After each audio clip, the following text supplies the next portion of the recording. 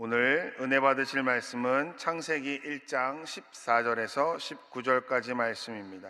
창세기 1장 14절에서 19절까지 말씀을 다 같이 봉독하겠습니다. 하나님이 이르시되 하늘의 궁창에 광명체들이 있어 낮과 밤을 나뉘게 하고 그것들로 징조와 계절과 날과 해를 이루게 하라. 또 광명체들이 하늘의 궁창에 있어 땅을 비추라 하시니 그대로 되니라. 하나님이 두 큰 광명체를 만드사 큰 광명체로 낮을 주관하게 하시고 작은 광명체로 밤을 주관하게 하시며 또 별들을 만드시니 하나님이 그것들을 하늘의 궁창에 두어 땅을 비추게 하시며 낮과 밤을 주관하게 하시고 빛과 어둠을 나누게 하시니 하나님이 보시기에 좋았더라. 저녁이 되고 아침이 되니 이는 넷째 날이니라. 아멘. 오늘 선교사와 함께하는 새벽기도의 아홉째 날 설교하실 선교사님은 찬양순복음교회 담임 목사님이신 조계원 선교사님이십니다. 선교사님 나오셔서 새 날을 창조하라 라는 제목으로 말씀을 전해주시겠습니다. 선교사님 나오실 때 하나님께 영광 돌리고 할렐루야로 맞이하시겠습니다.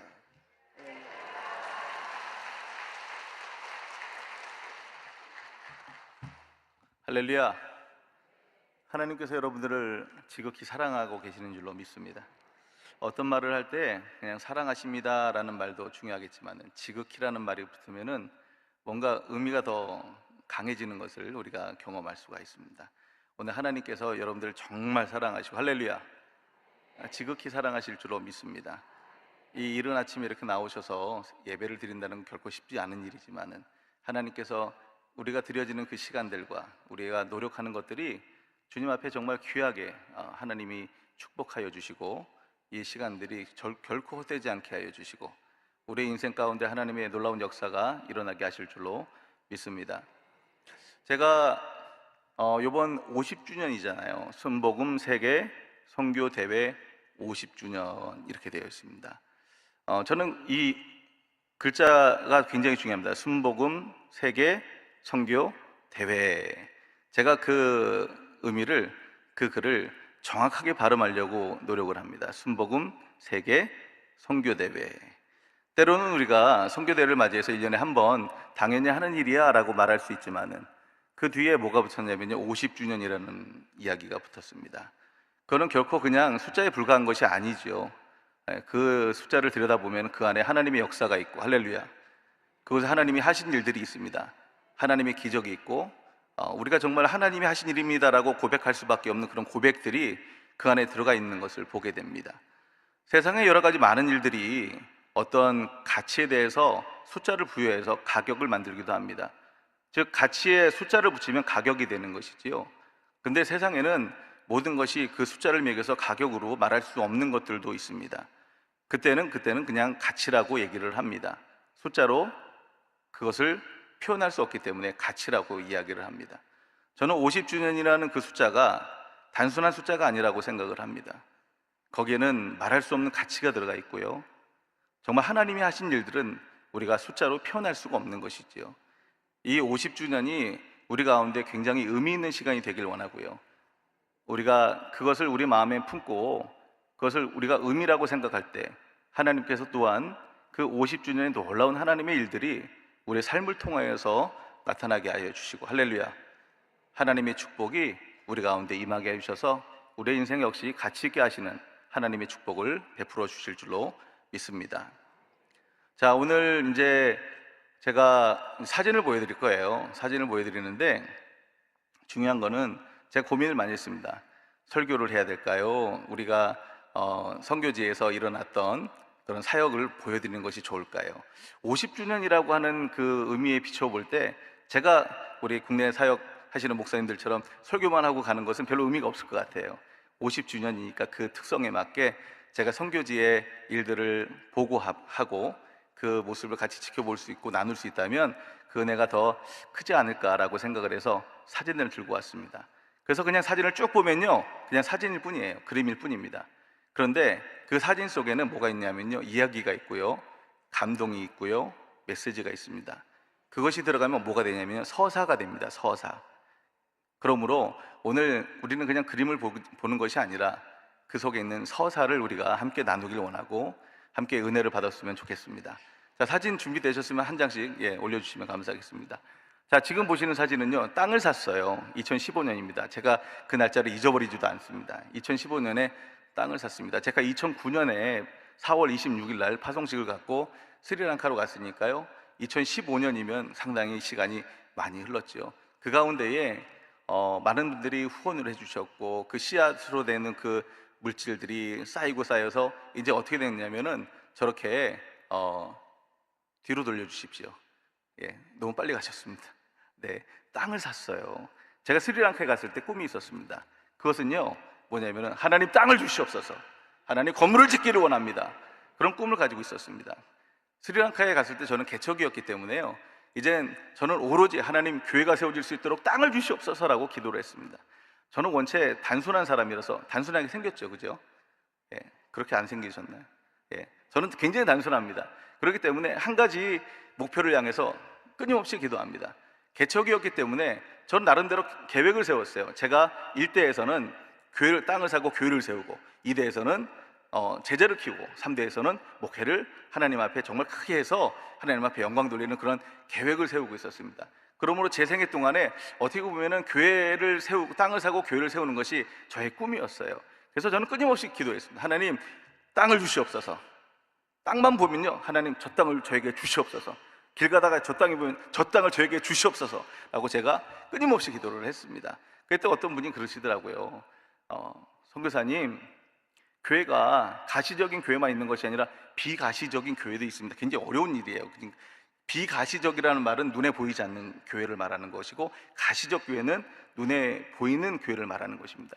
제가 하도 가시적인 교회, 하나님 땅을 주시옵소서, 하나님 건물을 세우게 하여 주시옵소서, 제가 하도 기도를 하니까 그분들이 제가 딱하게 보이셨나 봐요.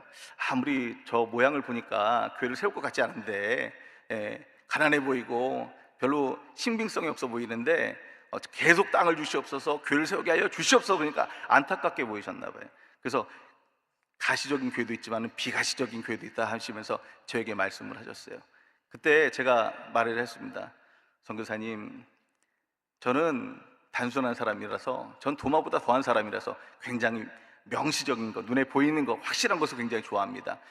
선교사님 나름대로 하나님이 주신 소명대로, 저는 저 나름대로 하나님이 주신 소명대로 저는 가시적인 교회를 세우고 그 위에 비가시적인 교회를 올리기를 원합니다. 제가 이제 선포를 하고, 또 뭐라고 했을까요?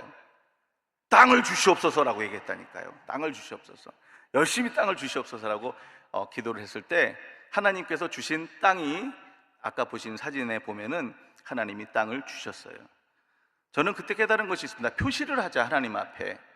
하나님 앞에 내 마음을 알아달라고 하는 것도 중요하겠지만 하나님 앞에 표시를 하자라고 제가 선포를 했습니다. 그래서 제가 사역자들에게도 얘기합니다. 늘 표시하라고 얘기합니다. 하나님 앞에 내 마음을 알아달라고만 하지 말고, 하나님 앞에 내가 하나님 이런 기도 제목이 있습니다, 이런 것을 하나님 원합니다라고 표시를 하라고 얘기를 했습니다.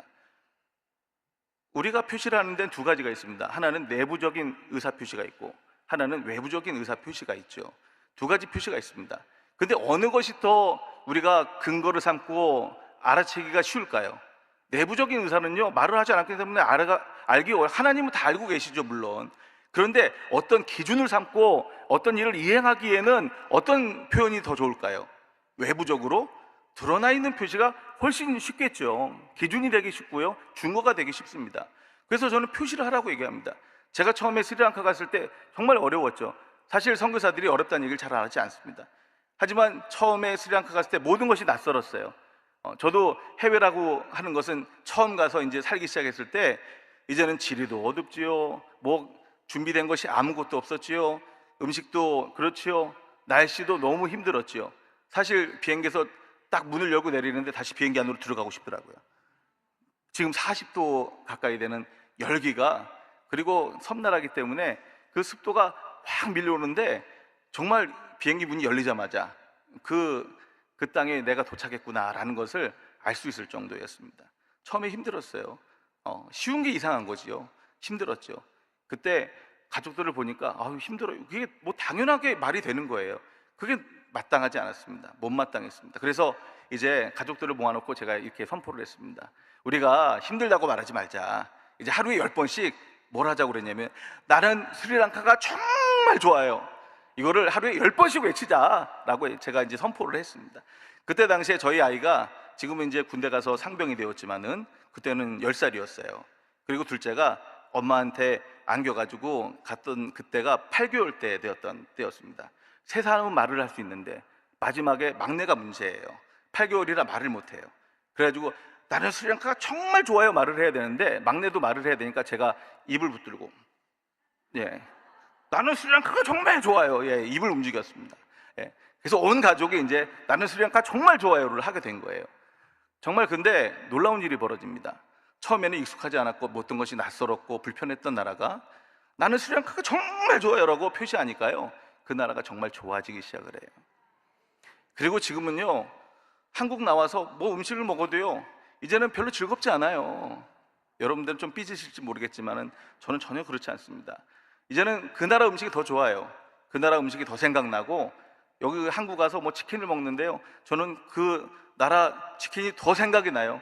어저께도 치킨 먹었는데요, 예, 가서 빨리 스리랑카 치킨 먹자고 할 정도로 별것 없지만 그 땅에 있는 것들이 모든 것이 좋아지게 하시는 하나님의 은혜가 그곳에 임하더라는 것입니다.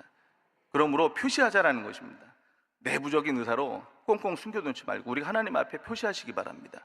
하나님은 다 알고 계시지만 어떤 일을 이행하시는데 근거로 삼기 위해는 때로는 표시된 의사들이 더 쉽지 않겠냐라는 것이지요. 하나님 앞에 목소리를 높여서 기도하시기 바랍니다. 너는 내게 부르짖으라, 표시하라는 것이지 않습니까? 우리가 표시할 때 하나님의 놀라운 은혜와 축복이 우리 가운데 임하게 될 줄로 믿습니다. 표시하였더니 그렇게 가난해 보이고 별것 아닌 것 같은 선교사에게 하나님은 땅을 주셨어요. 아까 그 땅이 모두 143평입니다. 143평 땅을 샀는데 그 땅을 샀고 얼마나 좋았던지요. 저희 사모하고 둘이 그 땅에 가서 매일같이 줄자를 가지고 잽니다. 실측을 하는 것입니다. 가로가 몇 미터, 세로가 몇 미터 하면서 하루만 재도 되는 것인데 매일 가서 쟀어요. 우리가 조금 틀렸을지도 몰라 그러면서 다시 가서 재고 다시 가서 쟀습니다. 줄자가 근데 줄이 짧아요. 그러다 보니까 어떻게 될까요? 땅은 넓고, 예, 사모한테 꼭 누르고 있어, 내가 이쪽으로 옮길 때까지. 예, 옮겨가면서 재를 이제 실측을 하고 그 땅을 재야 됐기 때문에 여러 번 움직이면서 땀을 뻘뻘 흘리면서도 그 일을 하는데 전혀 힘들지 않습니다. 내가 좋아하는 일은요 힘들지 않아요. 아무리 땀을 흘려도 그것이 싫지가 않더라고요. 매일같이 가서 실측을 하고 숫자를 재고 이제 그 땅에 가서 이제 설계를 합니다. 야, 우리가 임대교회를 하면서 여러 가지 어려운 일들이 많았는데 이제 누구 설계자에게 맡기는 것이 아니라 우리가 직접 설계를 하자. 그래가지고 설계를 했어요.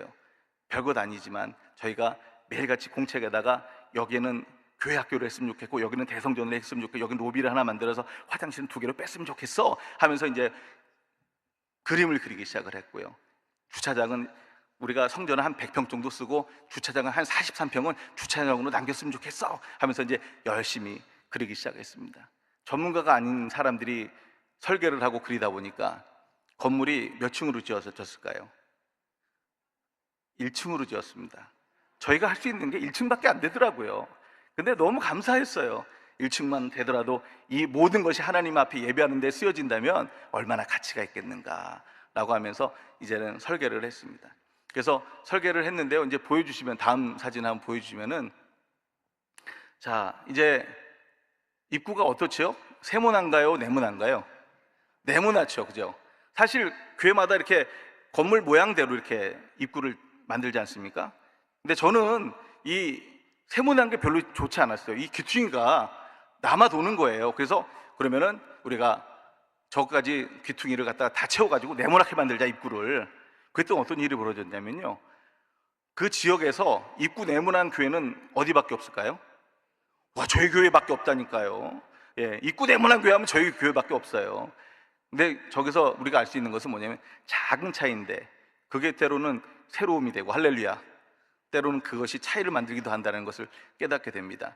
저희 그 기둥을 보면요, 입구를 보면은 벽이 다른 건물들보다 약 2배 정도 두껍습니다. 그리고 모든 벽체도 약 2배 정도로 두꺼워요. 왜 이렇게 두껍게 만들었냐면은 공사비도 더 많이 들어가죠. 두껍게 만들었어요. 그 이유는 뭐냐면 교회가 소리가 나고 또 그러다 보면은 주변에서 공격을 합니다. 그래서 그 나라 사람들은 불을 잘 질러요. 그러니까 이 귀퉁이를 제가 막은 이유는 뭐냐면 꼭 방패 같지 않습니까? 불을 질러도 그러면 끄고 페인트 칠하면 되지. 근데 이것이 귀퉁이가 없어서 지붕으로 넘어가서 불이 나면은 더 큰 일이 되니까요. 아예 앞을 뭘로 막았냐면 방패같이 네모나게 막아버렸던 것입니다. 얼마나 튼튼한지 몰라요.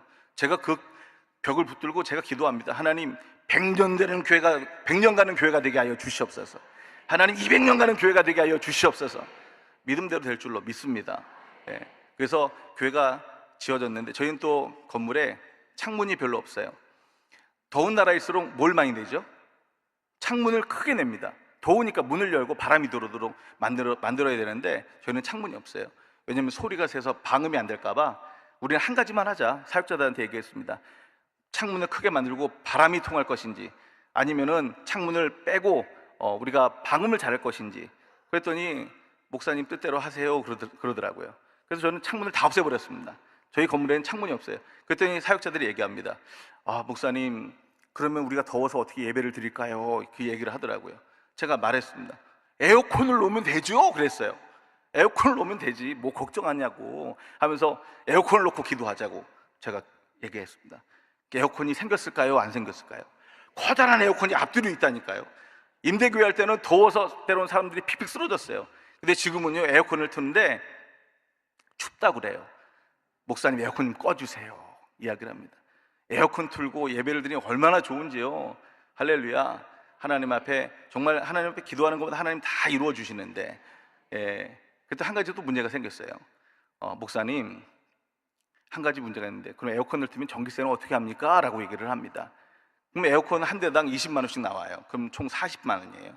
그럼 우리가 유지 비용이 너무 힘들어요. 제가 사역을 하면서 가장 중요하게 생각하는 2가지 목표가 있었습니다. 하나는 목회적인 독립, 현지인의 목회적인 독립, 2번째는 재정적인 자립이었습니다. 근데 에어컨이 2대가 돌아가서 전기세가 40만 원 나오면 그걸 감당할 수가 없잖아요. 그래서 하나님 앞에 또 기도했습니다. 하나님, 어떻게 할까? 인테리어를, 우리가 교회를 지으면서 인테리어를 할까요? 하나님, 태양광을 할까요? 그걸 놓고 기도를 하기 시작을 했어요. 태양광이 너무나 비쌌습니다. 그래서 하나님 앞에, 하나님, 그렇다면 자립을 위해서 태양광을 설치할 수 있도록 하나님 필요한 자금을 주시옵소서 라고 기도를 했습니다. 아, 기적이 일어났어요. 저희 교구도 아니고요, 제가 하도 부르짖으니까 이젠 저희 선교회에서도 알고 그걸 위해서 기도해 주시다 보니까 그 기도의 소리가 다른 데로 막 퍼져나가 가지고요, 저희하고 전혀 상관없는 용산에서, 할렐루야, 태양광 설치할 수 있도록 후원을 해 주셔가지고 태양광을 탁 달았는데요. 할렐루야. 그러니까 표시를 해야 된다니까요. 그래서 태양광을 달았어요. 40만 원 나와야 되는데 첫 번째 달이 지나서 전기세 고지서를 기다리고 있었습니다. 얼마 나왔을까요? 2,000원 나왔다니까요. 할렐루야.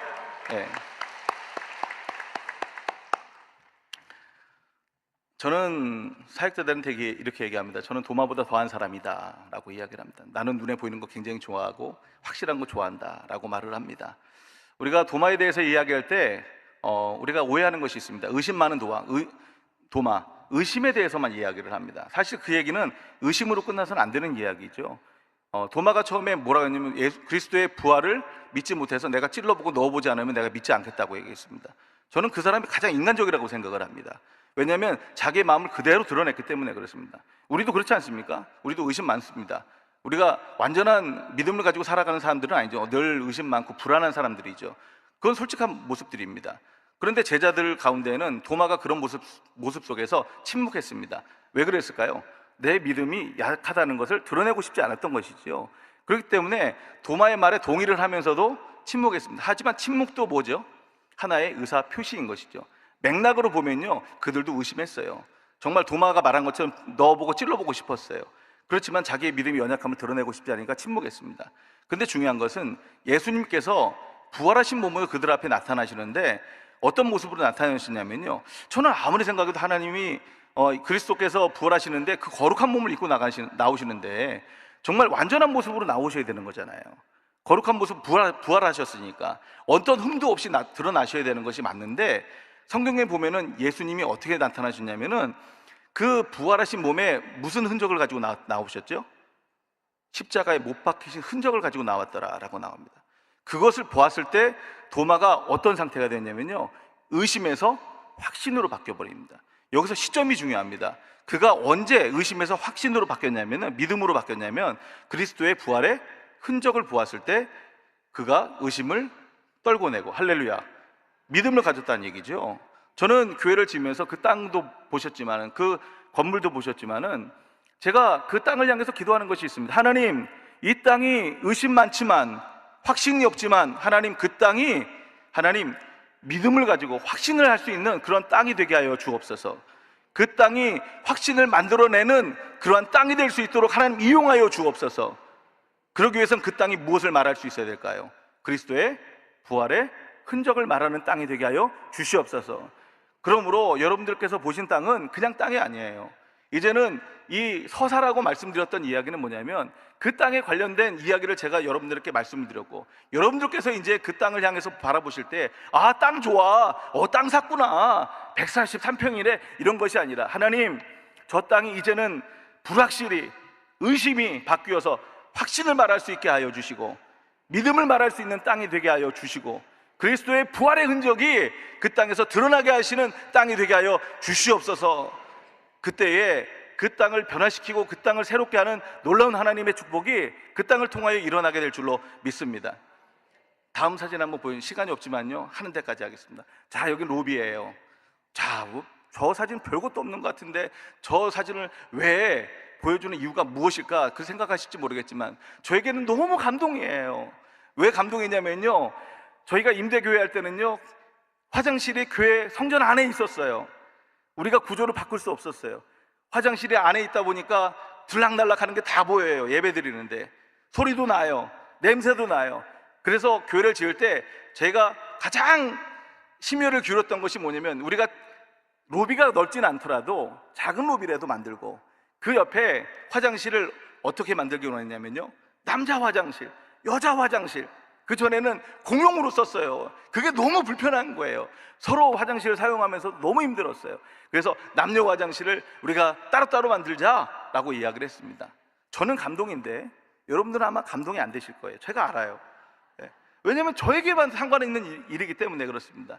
여러분들에게 상관없는 일들은 감동이 되지 않아요. 저에겐 감동이 되죠. 우린 여기서 한 가지 깨닫죠. 아, 나와 상관이 없는 얘기는 감동이 안 되는구나 라는 걸 깨닫게 됩니다. 저는 사역자들에게 말합니다. 하나님의 말씀도 똑같다라고 얘기합니다.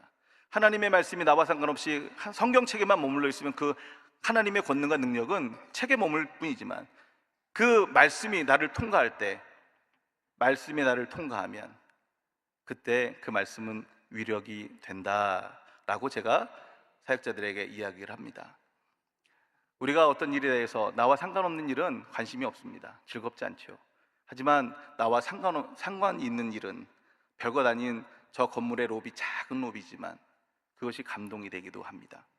하나님의 말씀이, 이것이 우리의 삶을 통과할 때, 나를 통과할 때 위력을 발휘합니다. 단지 글자에 불과한 것이 아니라 그 말씀은 권능이 됩니다. 하나님은 우리에게 권리를 주셨습니다. 그 권리를 이룰 수 있는 능력, 그 힘이 바로 권능이라고 합니다. 그러므로 권리만 가지고 있다고 해서 우리가 어떤 일이 이루어지는 것이 아닙니다. 권능이 함께 하셔야 됩니다. 우리는 권리는 있지만 뭐가 없지요? 권능이 없습니다. 그 권능은 누가 이루어 주시는 것일까요? 하나님이 하십니다. 하나님이 우리의 권능이십니다. 이 말씀이 권능입니다. 그 말씀이 나를 통과할 때 위대한 역사가 되고 기적이 될 줄로 믿습니다. 그러므로 우리가 하나님과 함께, 내가 그리스도 안에, 예수께서 내 안에, 이 말씀은 무엇을 말하냐면 하나님의 말씀이 나를 통과하고 있음을 얘기하고 있는 것입니다. 하나 되는 놀라운 역사, 그를 통하여 하나님의 놀라운 축복과 은혜가 우리 가운데 넘쳐나기를 간절히 원합니다. 마지막 사진만 보고요, 예, 시간 없지만 또 넘겨주세요. 이제 페인트도 칠했어요. 할렐루야. 그 다음 넘겨주세요. 예, 여기서 이제 성탄절 행사했고 다음 넘겨주세요. 예, 목사 안수식을 했습니다. 예, 그렇게 해서 이제 사진을 다 봤고요. 다 말씀드리지 못했지만 여러분들께서 이 50주년을 통하여서 정말 의미 있는 시간이 되어지시길 바라겠고, 여러분들이 하신 일들이 아무것도 아니라 제가 항상 하는 얘기 있습니다. 작은 나의 발걸음이 하나님의 큰 역사가 되게 하여 주시고, 그래서 제가 만들어낸 또 구호가 있습니다. 나는 0%, 빵 프로, 하나님은 100%. 예, 제가 한 것은 아무것도 없습니다. 제가 무엇을 했겠습니까? 하나님이 다 하셨습니다. 오직 우리가 하나님 앞에 영광 돌릴 수 있는 그런 시간이 바로 50주년 이 시간이 되어지기를 간절히 원합니다. 다 같이 기도하시겠습니다. 몸이 아프신 분은 아픈 곳에 손을 얹으시고, 마음에 소원이 있으신 분은 가슴에 손을 얹으시기 바라겠습니다. 사랑과 은혜가 풍성하신 우리 좋으신 하나님 감사합니다. 오늘 하나님께서 하신 일들을 봅니다. 하나님, 의심이 확신으로 바뀔 때 기적이 일어납니다. 하나님, 보고 믿는 자가 보이지 않고 믿는 자들에게 하나님 그 믿음을 생산하게 하시고 하나님의 놀라운 역사가 일어나게 하여 주십니다. 하나님, 의심이 확신으로 바뀔 때 그 가운데 하나님의 기적이 일어납니다. 하나님, 한 사람이 복음을 전할 때 나라가 굴복하게 되어지는 역사가 그곳에서 일어납니다. 하나님, 주님 앞에 우리가 복음으로 일어서고 살아가는 것이 결코 작은 것이 아닙니다. 그 복음 앞에 능력이 있습니다. 권능이 있습니다. 그 복음으로 살아갈 때 우리 가운데 놀라운 하나님의 기사와 이적이 나타나게 하여 주시고 하나님의 축복이 임하게 하여 주시는데, 무엇보다 아픈 곳에 손을 얹었습니다. 치료하여 주옵시고 깨끗게 하여 주옵시고, 가슴에 손을 얹었습니다. 마음의 근심이 뼈를 마르게 한다고 그랬는데 하나님, 마음의 근심이 떠나가게 하여 주옵시고 평안하게 하여 주옵시고 주님의 위력을 느끼게 하여 주셔서 하나님, 이제는 영향을 받는 사람이 아니라 세상을 질질 끌려가는 사람이 아니라 영향을 주고 세상을 이끌고 나갈 수 있는 하나님, 정말 하나님과 함께하는 권능의 사람이 될 수 있도록 우리를 인도하여 주옵소서. 오늘 깨끗하게 치료함을 받는 줄로 믿습니다. 표시하고 기도하는 것마다 응답받는 줄로 믿습니다. 주님 영광 받아 주시옵소서. 이 모든 말씀 예수님의 이름으로 간절히 기도했습니다. 아멘. 하나님께 영광 박수 올려드리겠습니다. 감사합니다. 할렐루야. 은혜의 말씀을 전해주신 선교사님께 다시 한번 감사의 박수 드리겠습니다. 주기도문 하시겠습니다. 하늘에 계신 우리 아버지여, 이름이 거룩히 여김을 받으시오며 나라가 임하시오며 뜻이 하늘에서 이루어진 것 같이 땅에서도 이루어지리이다.